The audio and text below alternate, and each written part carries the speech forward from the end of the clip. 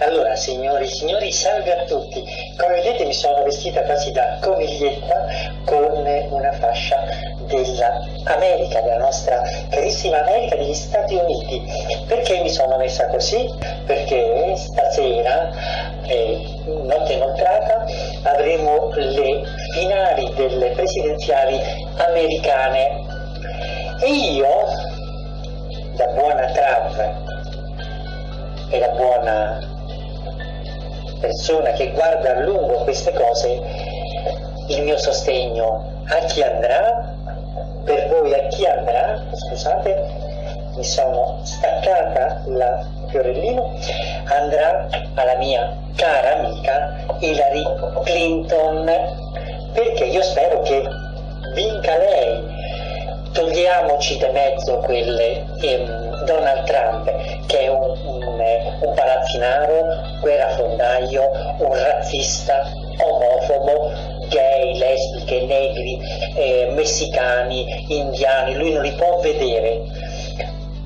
Pensate poi una come me, che sicuramente metterà al rogo lui e tutti i suoi seguaci. Quindi io personalmente voto, se non voto, o appoggio il voto della Hillary Clinton, che è una persona democratica, lungimirante, una persona che guarda al di là delle proprie frontiere.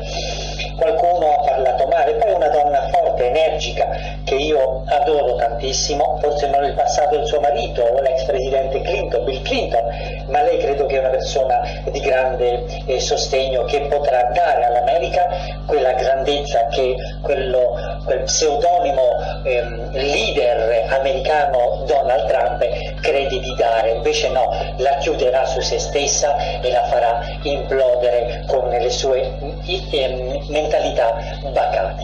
Io spero che questi presidenti anche con l'Europa non possano mai arrivare. Ci sono queste persone così di questa tendenza, ma fortuna ogni tanto vengono, come si dice, mandati via a quel paese.